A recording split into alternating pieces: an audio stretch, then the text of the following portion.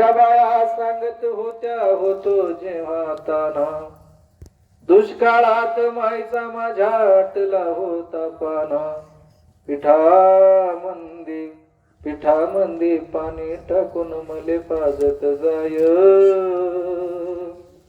अन तव मले पिठामध्ये दिसती माझी माय. घरात खायला नसेल तर आई विचार करते त्या पिठाची एखादी भाकरी झालेली लेकरला खायला भेटणार नाही, मलाही खायला भेटणार नाही, मग ती आई त्या पिठाचं दूध करून लेकरला खायला घालते. एवढं प्रचंड प्रेम आई तुमच्यावर करते. पोरग 10वीला गेलं, 12वीला गेलं, 12वी पास झालं पोरग.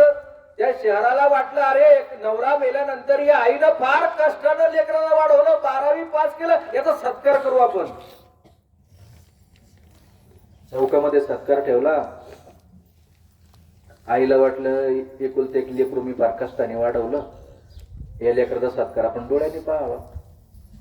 म्हणून ती आई लांब अशी कोपऱ्यात जाऊन, आपल्या पोराला दिसलो तर पोरगा रागवल, परत आपल्याशी बोलायचं नाही, लांब कोपऱ्यात जाऊन उभी राहिली, नको पोराला वाईट वाटायला.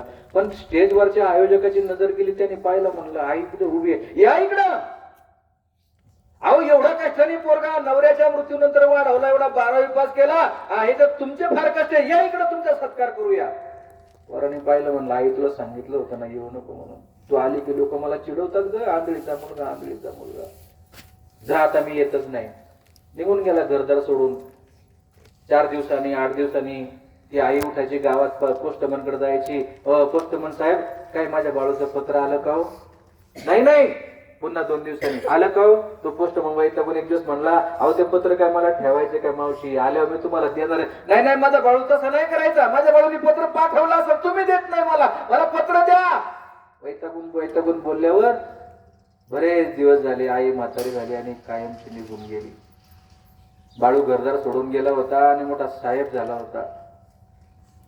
ज्या वेळेला तुम्ही साहेब होऊन तुमच्या गावात येता ना, तेव्हा लहानपणापासून जी आई तुम्हाला नावानं हाक मारते ना, ती आई गावात गेलं म्हणते माझा साहेब पुढं पाहिला का, ते असं नाही म्हणत माझा बाळू पाहिला काय, माझा तुकाराम पाहिला काय, माझा रमेश पाहिला काय, नाही, ती म्हणते माझा साहेब पाहिला का तुम्ही. एवढा तिला आनंद होतो.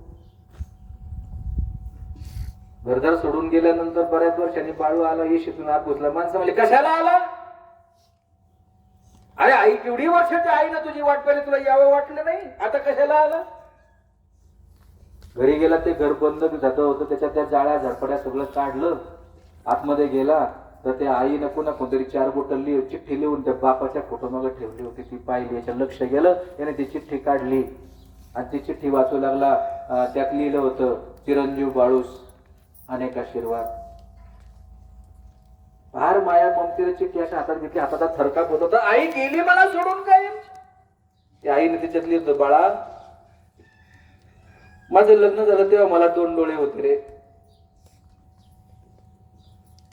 तुझा बाप 3 महिन्याचा तुला पोटामध्ये ठेवून कायमचा दारूच्या व्यसनानं मरून गेला, तेव्हाही मला 2 डोळे होते. दिवस भरले, डॉक्टरांनी ऍडमिट व्हायला सांगितलं, मी दवाखान्यामध्ये गेले, तेव्हाही मला 2 डोळे होते.